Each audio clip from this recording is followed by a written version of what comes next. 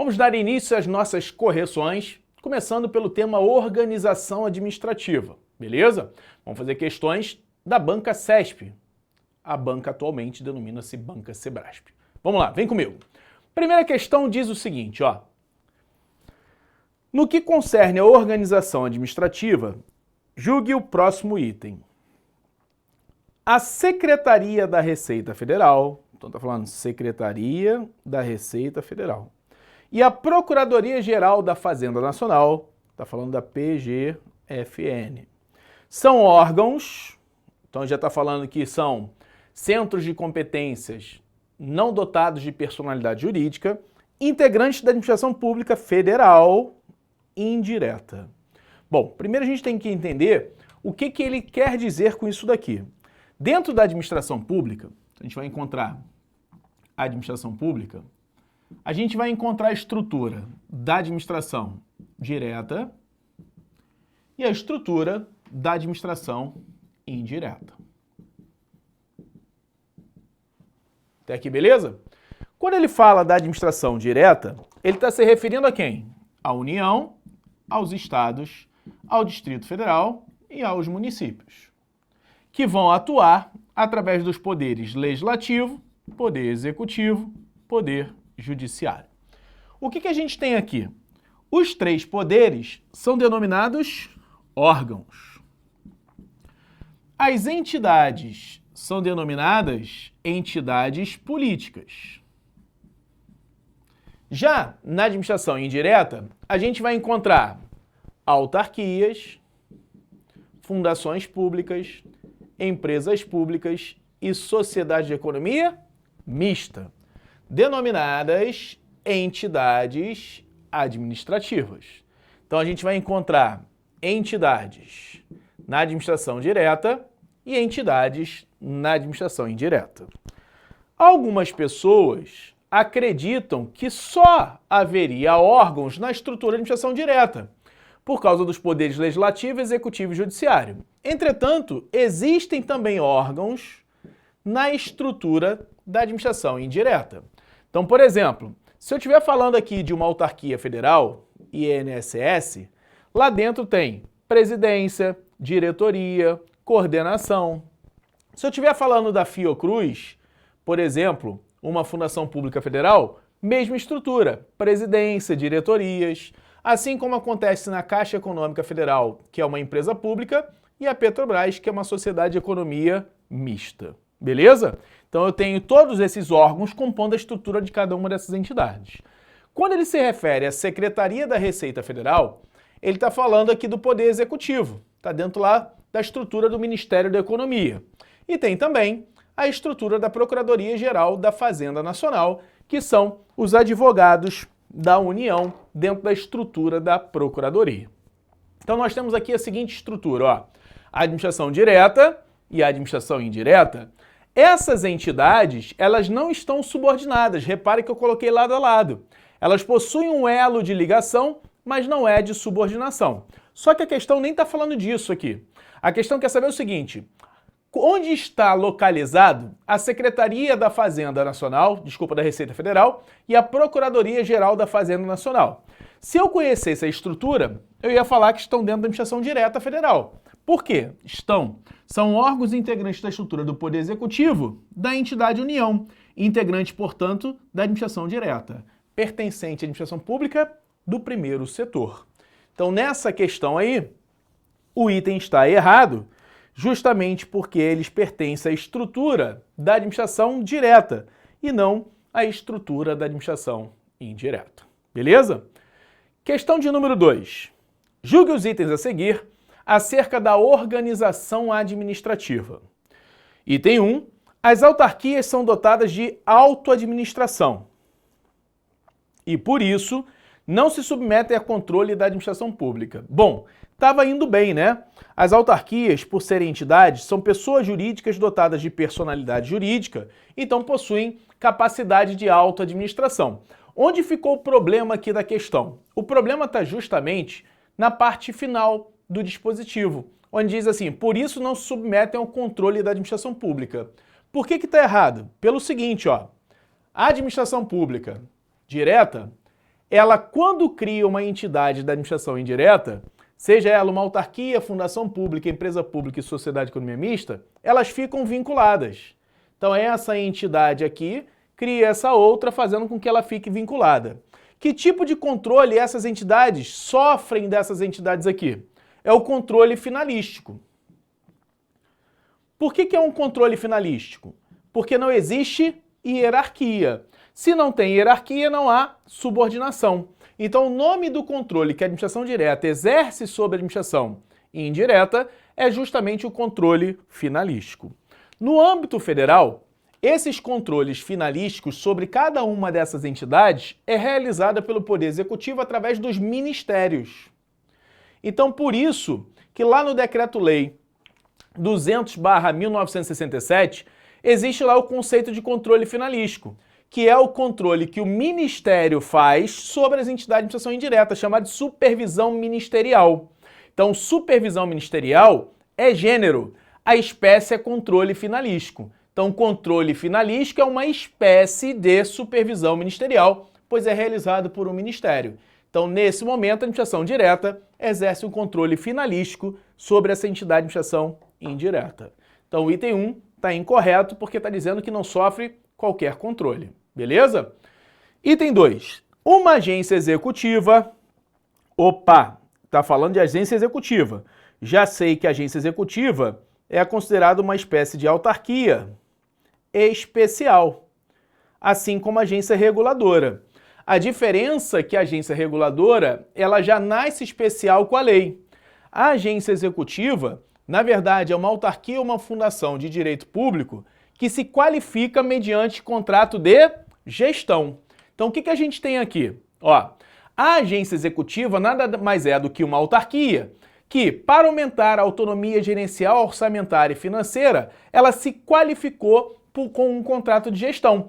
Portanto, ela tornou-se uma agência executiva.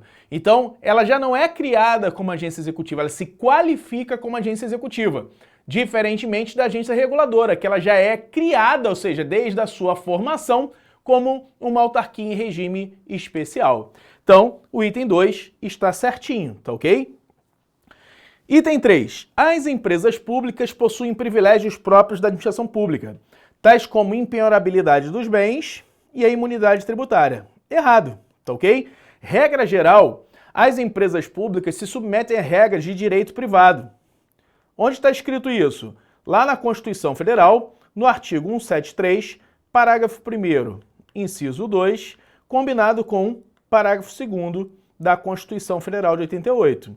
Lá eles falam do estatuto jurídico, inclusive, das empresas públicas e das sociedades de economia mista. O que eu tenho que ter como referência na minha mente?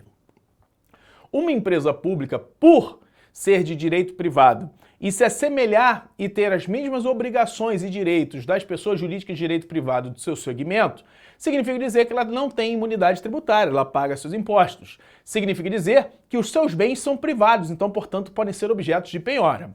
Há uma situação na doutrina que eles dizem que quando se tratar de uma empresa pública prestadora de serviço público, perfeito? Aí sim, os bens que tiverem afetados a essa destinação pública são impenhoráveis. Então, a gente tem essa previsão, mas isso é uma exceção. Regra geral, as empresas públicas e sociedade de economia mista se aplicam as regras do direito privado, conforme dispõe a Constituição Federal. Então, portanto, o item 3 está incorreto. Gabarito, portanto, letra B de bola, apenas o item 2 está certo. Próxima questão, questão de número 3. A respeito da administração pública, dos servidores públicos da União e dos contratos e convênios celebrados pela União, julgue o item a seguir. É a natureza que se reveste a entidade e não a sua finalidade que a classifica como integrante da administração indireta. Então, o que ele está querendo dizer aqui? Quando se fala do conceito da administração pública, existe o conceito da administração pública no sentido formal e o conceito da administração pública no sentido material. O sentido formal se relaciona com o conjunto de órgãos e entidades da administração pública. E o sentido material se relaciona com a atividade, com fomento, prestação de serviço público, exercício do poder de polícia. O que ele quer dizer é o seguinte: para integrar a estrutura da administração pública, tem que ter uma previsão legal, tem que ter uma previsão na lei, pouco importando a sua finalidade.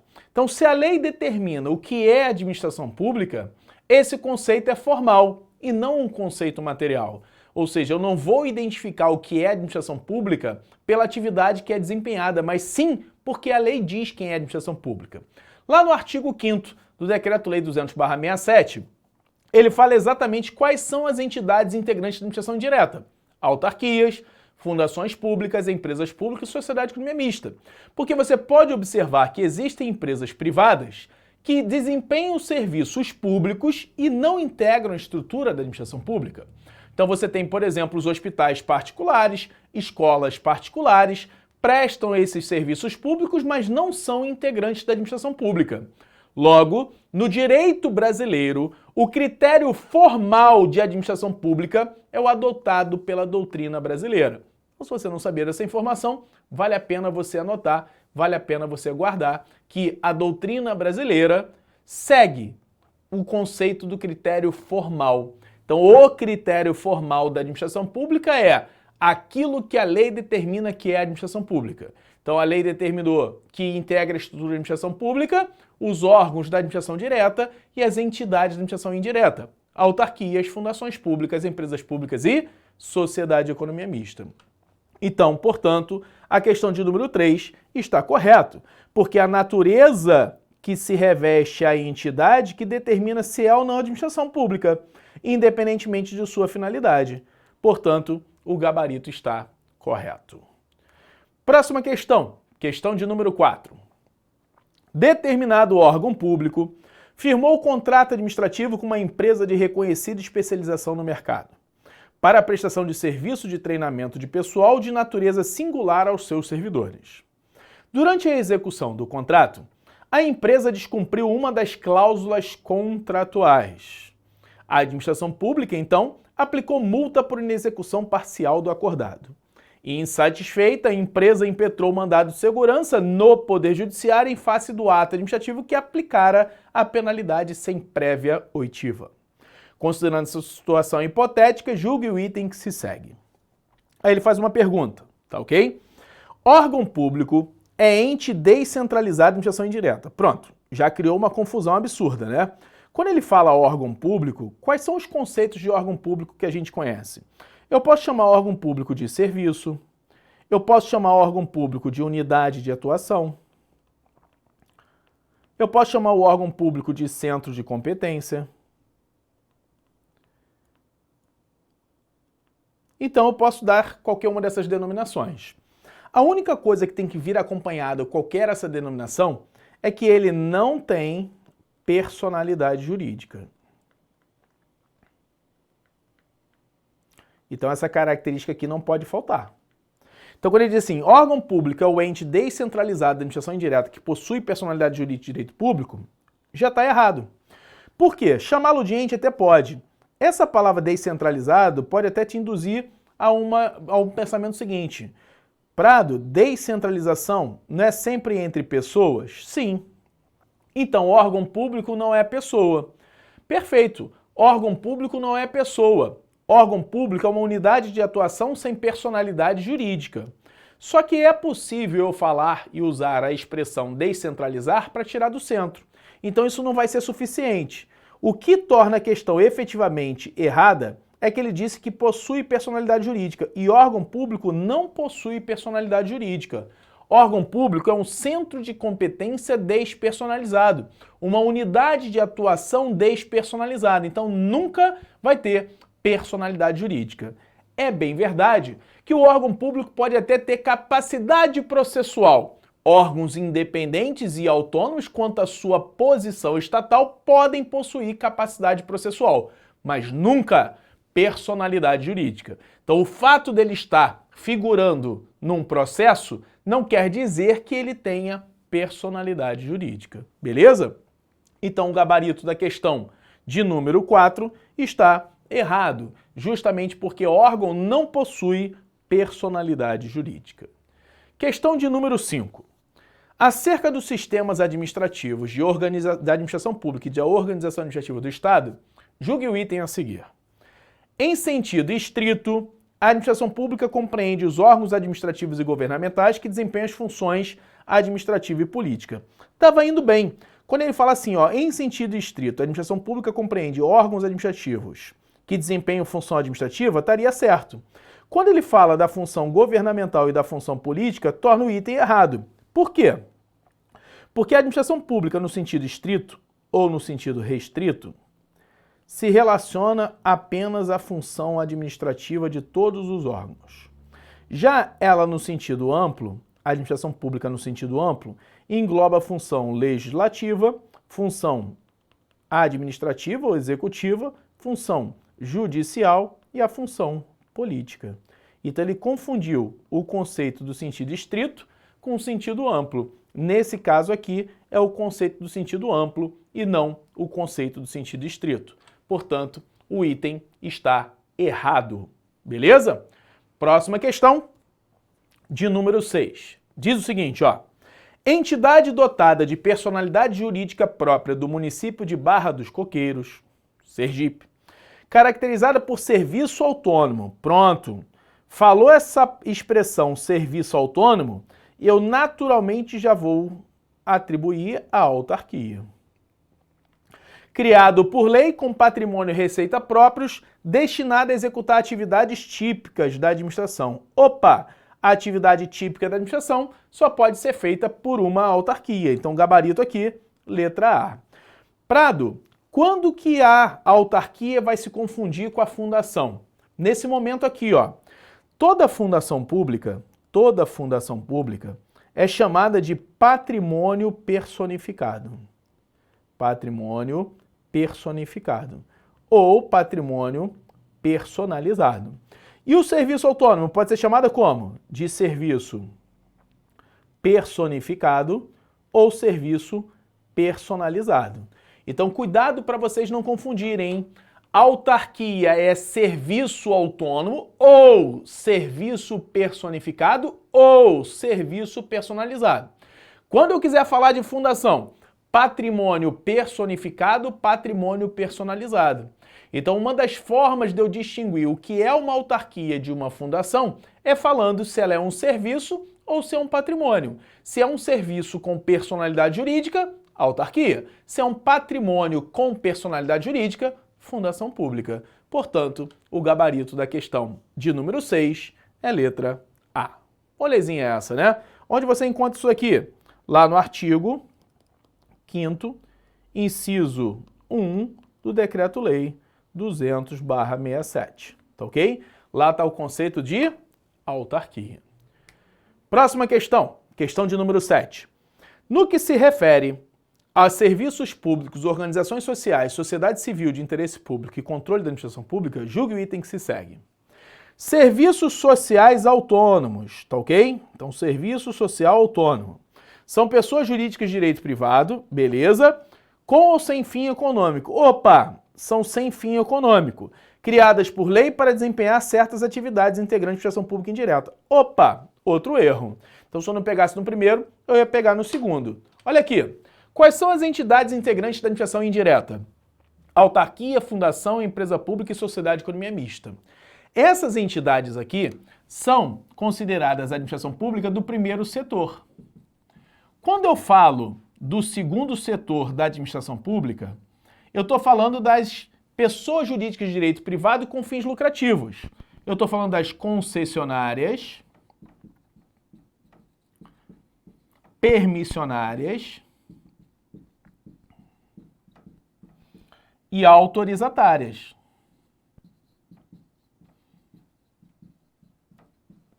Quando eu falar do terceiro setor, eu estou falando das pessoas jurídicas de direito privado sem fins lucrativos. Aí eu estou falando de quem? Das entidades de apoio.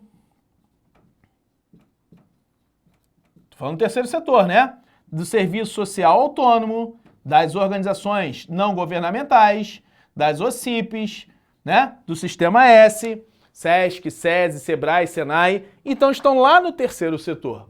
Então não tem que falar de administração indireta, tá ok? Eu tenho que falar que elas integram a estrutura de administração pública do terceiro setor. Quando a questão fala que ela integra a estrutura de administração indireta, está errada. Portanto, questão gabarito 7, errado.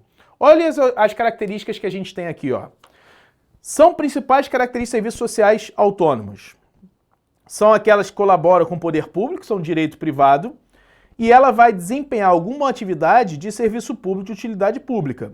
Não integram a administração indireta, então elas não são pessoas da administração pública, são sem fins lucrativos, sua instituição depende de lei autorizativa e ela vai ser constituída com inscrição no seu estatuto próprio. Ela presta um serviço de utilidade pública, portanto, para determinado grupo social ou profissional. Aí o sistema S, né? É um serviço social autônomo. SESI, SESC, SENAI, SEBRAE, SENAC. Então, todos esses sistemas aí são serviços sociais autônomos. Gabarito da questão de número 7, portanto, está errado.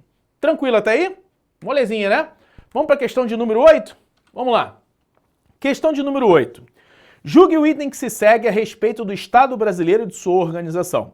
São exemplos de entidades integrantes da administração pública indireta as agências reguladoras, as sociedades de economia mista e as organizações sociais. Opa, estava indo bem, né? Quando ele colocou a administração indireta, a agência reguladora está certo, porque é uma autarquia. Sociedade de economia mista está certa. Agora, a organização social não, porque ela é do terceiro setor. Então nós temos aqui o gabarito, portanto, como errado. Então daí a importância de nós sabermos que existem entidades do primeiro setor, do segundo setor e do terceiro setor. O primeiro setor é o Estado propriamente dito, o segundo setor são os particulares, ou seja, a atividade econômica, e o terceiro setor se relaciona com a atividade social. Então esses três setores são divididos dessa forma. Primeiro setor, Estado, segundo setor, mercado, terceiro setor, social. Se você tiver esse entendimento, fica tudo mais fácil na hora de você resolver a questão. Então, o gabarito da questão de número 8 está errado. Questão de número 9. A administração pública indireta é composta por órgãos e agentes públicos que, no âmbito federal, constituem serviços integrados na estrutura administrativa da Presidência da República e dos ministérios. Olha o que ele está falando. Ele está falando que a administração indireta é formada por órgãos e agentes. Beleza, tá certinho. No âmbito federal, constitui serviços integrados. Na estrutura da presidência, está errado, porque a presidência e os ministérios são da administração direta.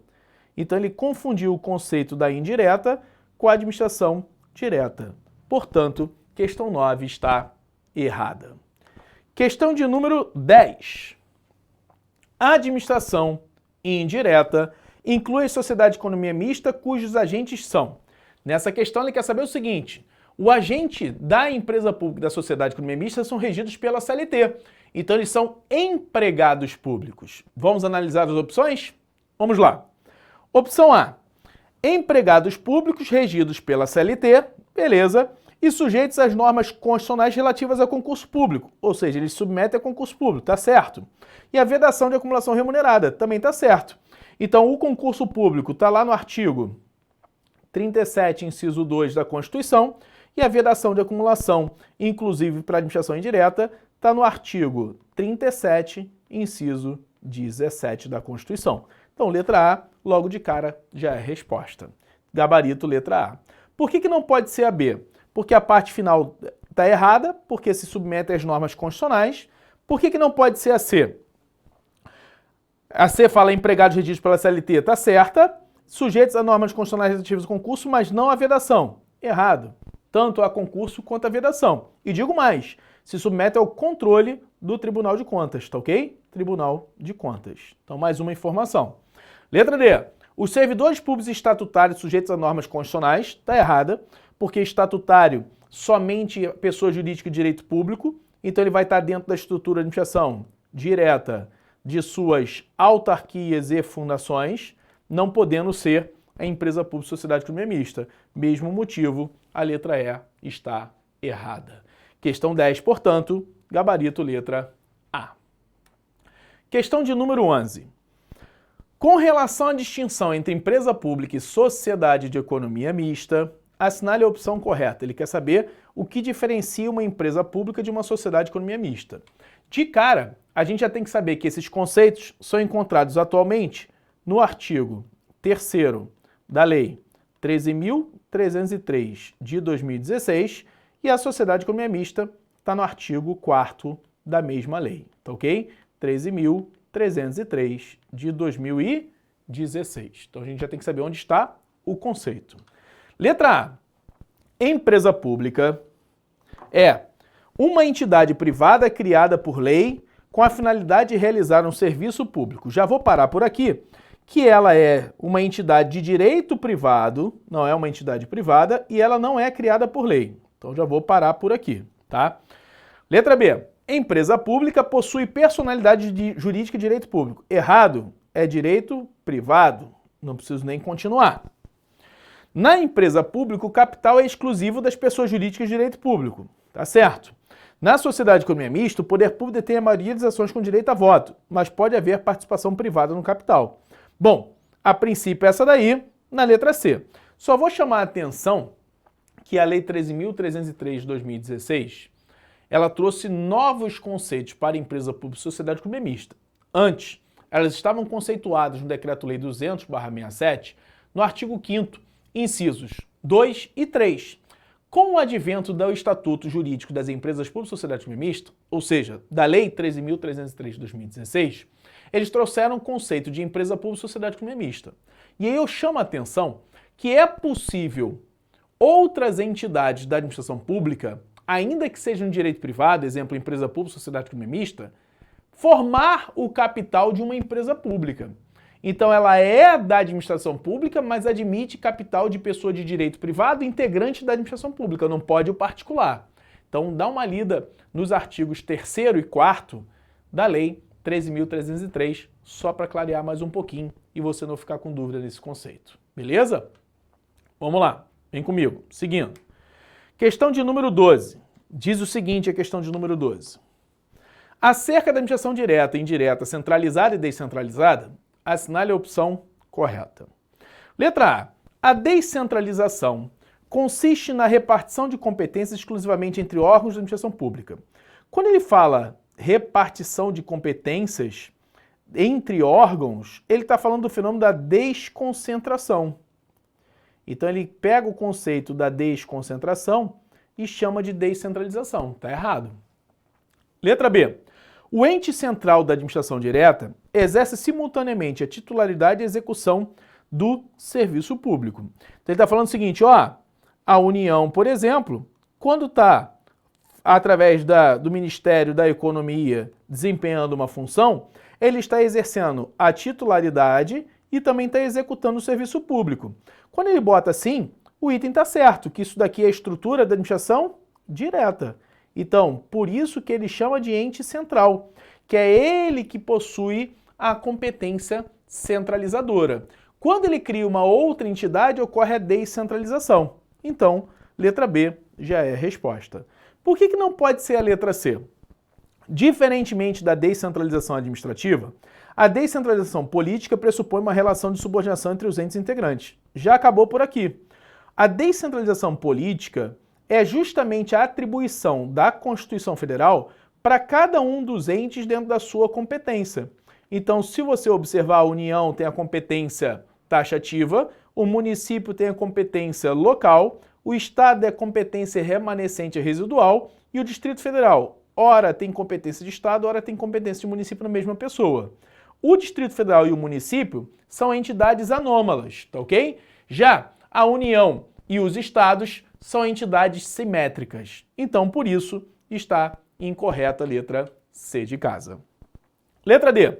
Os Estados-membros são criados via descentralização administrativa e exercem atribuições decorrentes do seu ente central. Errado. Os Estados-membros são criados via descentralização política.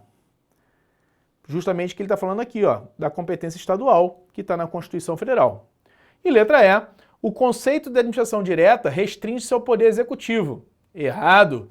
O conceito da administração direta pega todos os três poderes no desempenho das suas funções administrativas. Então, está errado logo de cara quando ele bota restrição ao poder executivo. Justamente porque, se você observar, nós aqui no quadro colocamos os três poderes. como integrantes da administração direta: legislativo, executivo e judiciário. Próxima questão. Questão de número 13. Um ente, ao ter sido descentralizado, passou a deter a titularidade de uma atividade e a executá-la, de forma independente do ente que lhe deu origem, podendo até se opor a interferências indevidas. Nesse caso, o ente passou por uma descentralização. Então, vamos lá. A descentralização, ela pode ser de três formas, né? Ela pode ser por serviços, no caso da descentralização administrativa mais conhecida, quando se cria uma autarquia, fundação pública, empresa pública e sociedade de economia mista. Essa descentralização por serviços também é chamada descentralização técnica ou funcional, tá ok? Essa descentralização se dá sempre por lei, mediante uma outorga. A segunda descentralização é por colaboração ou delegação. É por ato ou contrato. É aquela que acontece no segundo setor: concessionárias, permissionárias e autorizatárias. E a terceira forma de descentralização é a chamada de territorial ou geográfica. Se eu soubesse o nome dessa aqui, eu já matava aqui duas opções. Por quê? Se o nome é territorial ou geográfica, uma invalida a outra. Então não é A nem B, tá ok? A política é sempre entre entidades. Entidades da administração direta, ou seja, União, Estado, Federal e Município. Então só sobraria serviço e colaboração. Qual a diferença? Por serviço, há uma transferência da titularidade e execução. A por colaboração, somente execução, mediante ato ou contrato. Então o gabarito só pode ser letra C de casa. Molezinha essa daqui, desde que você soubesse o conceito das formas de descentralização administrativa. Beleza? Seguindo, próxima questão, de número 14. A respeito da organização administrativa da administração pública, julgue o item que se segue. A relação entre a administração pública e seus administrados é caracterizada pela verticalidade. Opa! O que ele está falando? De um lado, a administração pública, de outro lado, o administrado. Então tem um desequilíbrio, né? Quando a administração pública tem um interesse público que conflita com o interesse privado, finge que isso é um pé, prevalece o interesse da administração. Então nós temos dois princípios basilares do regime jurídico administrativo: supremacia do interesse público sobre o interesse privado e indisponibilidade do interesse público. Então, a partir desse momento, são chamados princípios pedras de toque ou princípios basilares do direito e do regime jurídico administrativo. Então, tem essa espécie de verticalidade. Administração pública, interesse público, administrado, interesse privado. No conflito entre os dois, prevalece o interesse público. Portanto, é uma relação de verticalidade e não de horizontalidade, justamente porque o interesse público sobrepõe-se ao interesse privado. Gabarito da questão, portanto, está correto, tá ok? É pela verticalidade. Questão de número 15. O Poder Executivo exerce função administrativa com caráter infralegal e com prerrogativas instrumentais. Tá certo o item. Olha o que ele está falando. Qual é a função típica do Poder Executivo? Administrar. Então ele está sempre exercendo uma função o quê? Administrativa. Essa função administrativa baseia-se em norma infralegal. Por quê? Porque ele pode fazer toda essa movimentação através de atos administrativos. Então, possui esse caráter infralegal, né? Realizando um concurso, quando ele está fazendo um procedimento licitatório e com prerrogativas instrumentais. Essas prerrogativas instrumentais são os poderes administrativos. Então, portanto, nós temos aí o item como correto. Essa daqui era uma questão simples, mas pode ter te deixado um pouco em dúvida, né? Como assim ele tem uma função administrativa com caráter infralegal? Se você observar, o Poder Executivo, através do chefe do Poder Executivo, que exerce sua função típica, expede decretos. Decretos regulamentares para explicar a correta aplicação da lei e até mesmo decretos independentes ou autônomos dentro dos limites constitucionais, previstos lá no artigo 84, incisos 4 e inciso 6 da Constituição Federal. Beleza? Então, o gabarito da questão de número 15 está certo. Questão de número 16. Determinado governador pretende que assim sejam criadas uma nova autarquia e uma nova empresa pública em seu estado.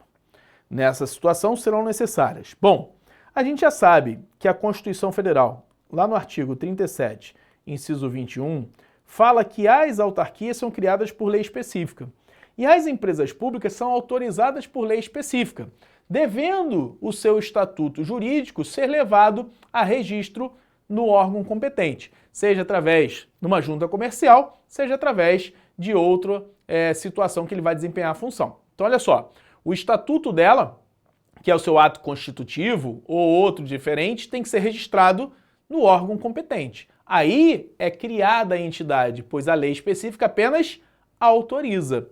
Então, vamos analisar as questões? Nessa situação, serão necessárias. Letra A. 2 leis específicas, uma para a criação e outra para a criação. Não, uma para a criação da autarquia e a outra autorizando a instituição de empresa pública. B.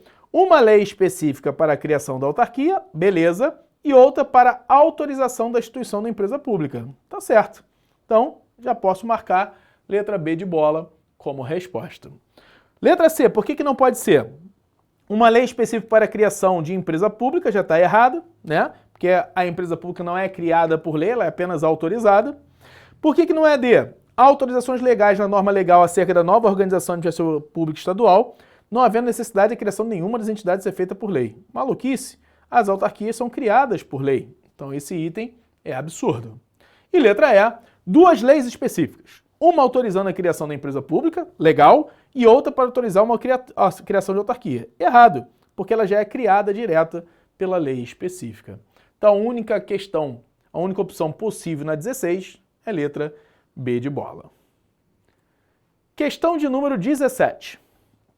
Acerca dos órgãos públicos e dos institutos da centralização e descentralização administrativa, assinale a opção correta. Letra A. Os entes criados por descentralização permanecem hierarquicamente subordinados aos órgãos aos quais foram descentralizados. Errado.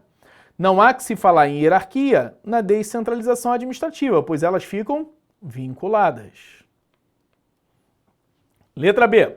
A administração centralizada atua por meio de seus órgãos públicos, certo? Que são unidades dotadas de personalidade jurídica. Errado. Órgão público não tem personalidade jurídica. Letra C. A descentralização administrativa caracteriza-se pela retirada de atribuições da esfera do interesse público e sua transferência para o domínio privado. Errado. Eu posso descentralizar para uma pessoa de direito público ou uma pessoa de direito privado. Depende qual é a forma de descentralização. Se for descentralização técnica, ela faz isso mediante lei para uma autarquia, fundação, empresa pública, sociedade comercial mista. Se for uma descentralização administrativa por colaboração, ela pode dar para a pessoa jurídica de direito privado, para o particular, uma concessionária, permissionária ou autorizatária. Ou ainda, ela pode fazer a descentralização administrativa de forma territorial geográfica quando ela cria um território que atualmente não temos no nosso ordenamento jurídico pátrio algum vigente de exemplo. Beleza? Então vamos lá. Letra D.